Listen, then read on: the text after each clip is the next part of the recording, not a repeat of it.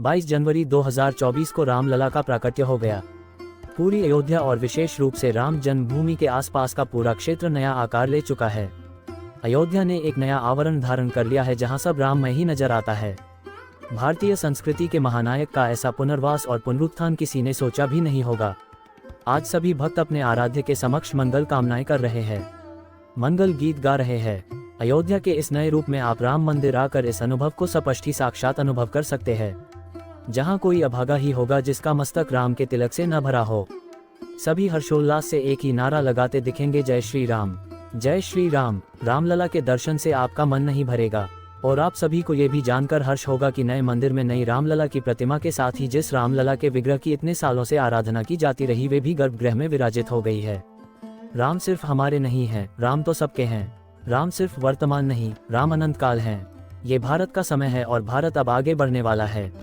शताब्दियों के इंतजार के बाद ये पल आया है, अब हम रुकेंगे नहीं। 22 जनवरी को इतिहास बनते देख लिया। सब संभव हुआ पीएम नरेंद्र दामोदर दास मोदी के कारण।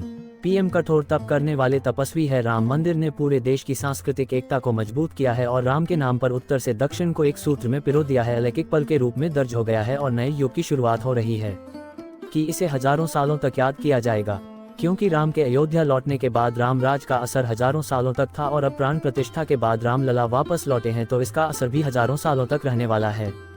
रामलला की प्राण प्रतिष्ठा ने पीएम नरेंद्र मोदी को एक ऐसी श्रेणी में ला खड़ा किया है जहां उनको आक्रांताओं से भरे इतिहास को पलटकर एक नए युग की शुरुआत करने वाले के तौर पर याद किया जाएगा। 22 जनवरी को भारत के अयोध्या में जो हुआ वैसा उदाहरण आने वाली सदियों में नहीं मिलेगा। ये महज संयोग ही नहीं था कि पीएम मोदी के कार्यकाल में सुप्रीम कोर्ट का फैसला आया। ये संयोग ही था कि पीएम मोदी ने खुद ही आकर 4 साल पहले भूमि पूजन किया। इससे पहले किसी का ध्यान राम जन्मभूमि आंदोलन के संघर्ष में मोदी के योगदान की तरफ नहीं गया। तब वह कुछ नहीं थे। उनका जो भी थोड़ा बहुत योगदान था वह गुजरात राज्य तक ही सीमित था।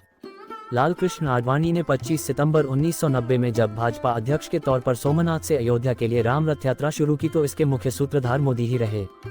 तब वह संघ के पूर्व प्रचारक और गुजरात भाजपा के संगठन महासचिव के रूप में काम कर रहे थे।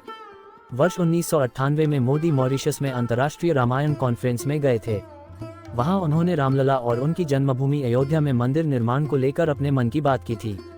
इतिहास गवाह है कि पहली सरकारों से लेकर इन 75 सालों में भारत की सत्ता पर काबिज रही सरकारों ने राम मंदिर की राह में कितने रोड़े अटकाए। कोर्ट ने बाधा भी डाली, धर्म गुरुओं ने पेंच फंसाया, लेकिन ये तो नियति ही थी। अब प्राण प्रतिष्ठा के जजमान बनकर पीएम मोदी ने साबित कर दिया है कि इतिहास को बदला तो नहीं जा सकता लेकिन पलटा जरूर जा सकता है। वाकई राम के जन्म स्थान पर मंदिर तोड़कर मुगल बादशाह बाबर के सेनापति मीर बकी ने बाबरी मस्जिद बनाए, लेकिन विवाद को खत्म नहीं कर पाए।